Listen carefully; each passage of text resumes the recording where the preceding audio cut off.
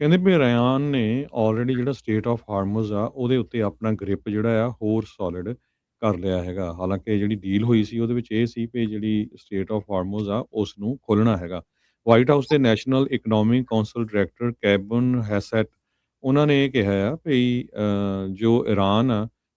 ਉਸ ਨੇ ਜੋ ਸਟੇਟ ਆਫ ਹਾਰਮਜ਼ ਆ ਉਸ ਨੂੰ ਰੋਕ ਰੱਖਿਆ ਹੈਗਾ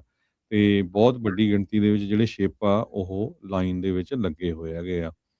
ਇਸੇ ਤਰ੍ਹਾਂ ਇਜ਼ਰਾਈਲ ਨੇ ਲਗਾਤਾਰ ਬੇਰੂਤ ਦੇ ਉੱਤੇ ਜਿਹੜੇ ਆ ਅਟੈਕ ਕਰਨੇ ਸ਼ੁਰੂ ਕੀਤੇ ਹੋਏ ਹੈਗੇ ਆ। ਲੈਬਨਾਨ ਵਾਲੇ ਇਹ ਕਹਿ ਰਹੇ ਆ ਵੀ ਇਰਾਨ ਦੀ ਡੀਲ ਦੇ ਵਿੱਚ ਹੀ ਇਹ ਇਨਕਲੂਡਡ ਹੈਗਾ ਵੀ ਲੈਬਨਾਨ ਦੇ ਉੱਤੇ ਵੀ ਕਿਸੇ ਤਰ੍ਹਾਂ ਦਾ ਜਿਹੜਾ ਅਟੈਕ ਨਹੀਂ ਕਰਨਾ ਤੇ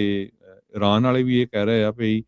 ਜੇ ਇਰਾਨ ਦੇ ਉੱਤੇ ਕਿਸੇ ਤਰ੍ਹਾਂ ਦੇ ਜਿਹੜੇ ਹਮਲੇ ਬੰਦ ਹੋਏ ਆ ਤੇ ਉਹ ਬੇਰੂਤ ਲੈਬਨਾਨ ਦੇ ਉੱਤੇ ਵੀ ਜਿਹੜੇ ਹਮਲੇ ਆ ਉਹ ਬੰਦ ਹੋਣੇ ਚਾਹੀਦੇ ਹੈਗੇ ਆ।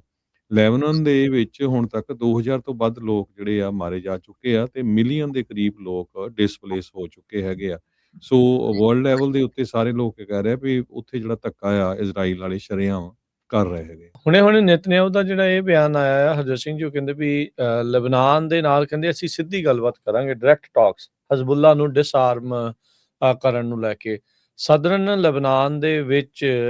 ਉਹਨਾਂ ਦੇ ਦੁਆਰਾ ਜਿਹੜੇ ਹਮਲੇ ਆ ਉਹ ਤੇਜ਼ ਕੀਤੇ ਹੋਏ ਹੈਗੇ ਆ, ਈਵਨ ਦੋ ਇਰਾਨ ਦੇ ਨਾਲ